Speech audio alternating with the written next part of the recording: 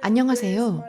사실 저는 지금 살고 있는 이 세상에서 마치 길을 잃은 것처럼 느껴졌고, 마음에는 부정적인 생각들이 가득했습니다.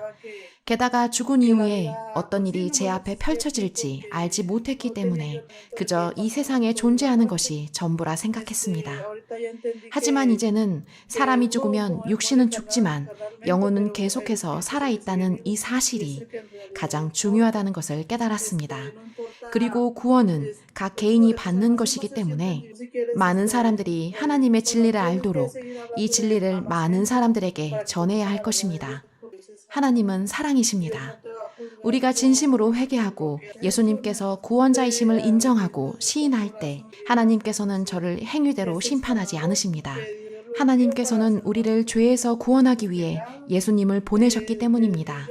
하나님께서는 아주 오래전에 자신의 말씀을 기록하셨고 제가 태어나기도 전에 이미 저를 용서하셨습니다. 이러한 사실을 깨닫는 일은 절대 어렵지 않습니다.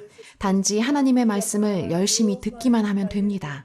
어떤 말씀도 꾸밈없이 하나님께서 오래전에 기록하신 그대로 성경의 모든 것이 쓰여져 있습니다. 저는 오늘에서야 구원을 받았는데 정말 큰 기쁨을 느꼈습니다. 그동안 길 잃은 양처럼 하나님 말씀에서 떨어져 지냈기 때문입니다.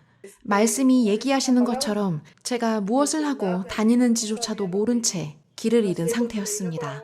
그러다 탕자의 비유 말씀이 제 마음에 크게 와닿았고 결국 구원을 깨닫게 되었습니다.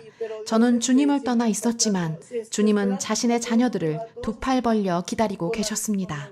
탕자의 비유에서 한 아버지에게 두 아들이 있었습니다. 아버지는 두 아들에게 재산을 나눠주었지만 한 아들은 남았고 다른 아들은 모든 재산을 가지고 떠났습니다. 그리고 떠난 아들은 모든 것을 잃고 지저분한 행색으로 돼지치는 일을 했습니다. 하루는 아버지께로 돌아가고 싶다는 마음이 생겼지만 돌아갈 면목이 없었습니다. 아버지께서 자신을 받아주지 않을 것이라고 생각했습니다. 자신이 집을 떠났기 때문에 아버지께서 자신을 잊어버리고 계신다고 생각했을지도 모릅니다. 그러다 그는 아버지께 가기로 결심하고 돌아갔습니다. 그런데 아버지는 멀리서부터 그를 보고 계셨습니다. 아들의 걷는 모습을 보고 바로 알아보셨습니다. 하지만 아들은 고개를 들지 못한 채 그저 아버지께서 자신을 받아주시지 않을 것이고 싫어하실 것이라 생각하면서 걸어오고 있었습니다. 그렇게 아버지께로 돌아갔고 아버지는 그에게 아무 말도 하지 않으셨습니다. 그저 그를 안아주셨고 아들이 돌아온 것만으로도 너무 행복해 하셨습니다. 아들에게 입힐 옷을 가지고 오고 잔치를 벌이라고 종들에게 말씀하셨습니다. 이것이 우리의 영혼에 하나님이 주시는 구원입니다. 우리에게 말씀으로 옷 입혀 주셨습니다. 이 말씀을 통해 제 생각이 바뀌었습니다. 아무리 제가 주님을 멀리 하더라도 하나님께서는 항상 두 팔 벌려 저를 기다리고 계십니다. 하나님은 이미 죄를 용서해 주셨기 때문에 언제든지 진정한 마음으로 회개한다면 제가 저지른 죄에 대해 문제 삼지 않으십니다.